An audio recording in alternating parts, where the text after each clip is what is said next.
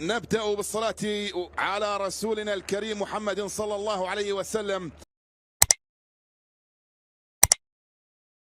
في المقابل ماهر الكنزاري استنجد بكل من كسيل ابو عاليه وكذلك اشرف الجابري، والان يوسف المساكني مكان اللاعب هيثم الذو. يوسف المساكني اللي كان شارك في اول مباراه رسميه في الجوله ال15 من مرحله الذهاب بعد 13 سنه، يعود لاجواء البطوله التونسيه. يا سلام، شرط القياده ياخذ مكان هيثم الذو. يوسف المساكني كما قلنا من ابرز الانتدابات، هدفين مقابل هدف للترجي امام مستقبل كابس. يوسف المساكني اللي غادر الترجي 2012 باخر بطوله وقت التنافس مع النادي الرياضي البنزرتي مع اسامه الدراجي واريسون افول وعديد اللاعبين كما خالد القربي ومجدي التراوي وخالد المولهي. ثم المشاركه في كاس العالم للانديه ويرجع للترجي كان ايضا في العربي القطري تقى لصالح الترجي التوزيعه لدور الربع النهائي مع التنافس في هذه المجموعه. زوز تعادلات الى حد الان. كسيل التوزيعه اليساريه مباشره لنضال العيفي والاسبقيه لزملاء محمد عامر بالغيث اللي هو تقى الجزاء يسترجعها الترجي. نضال العيفي تبقى الكرة لحسام تقى، حسام تقى ويوسف المساكني، وثم ايضا كسيلة بوعالية والمحاولة من ابراهيم كيتا ويوسف المساكني قصيرة لكسيلة بوعالية من جديد. خذا شارة القيادة بالنسبة ليوسف المساكني. التوزيع على مستوى القائمة الثاني ثم يان ساس مباشرة.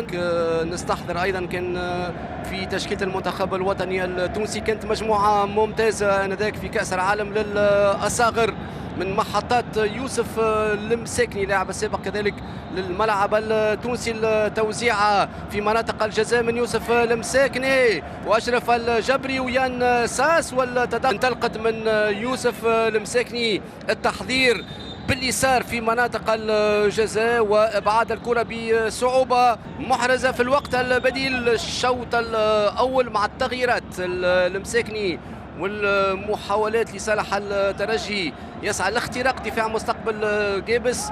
من جديد يوسف المساكني والإشارة أن سركورتو المساكني في المحاولة الأخيرة والتوغل من الجهة اليسرى، واستعود كرة برمية التعمزة الجلاسي ينقل إلى النيجيري أوكبيلو. يتقدم أوكبيلو إلى يوسف المساكني، ترجع من جديد إلى المساكني، ضغط من لاعب المستقبل الرياضي بجابس، لكن كرة تعود من جديد. يحاول الشاهد حاليا في وسط ميدان المستقبل جابس حسني قزمير في المقابل. الانتشار دفاعي 100% لفريق الابناء الكارلاج في ركنيه من كسيل ابو عاليه. وزع كرة على القائم الثاني، كرة بالراس وممتاز حارس المرمى يسرى واعاده من زاويه اخرى للفرصه اللي كادت تباغت حارس المرمى عبد القادر الشويه. هذه كرة من يوسف المساكني بالراس وايضا اصطدم بخبره الحارس عبد القادر شويه بالساقين معناها ممتاز. يوسف ايضا على المستوى التصويبات الرأسية اليوم احتياطي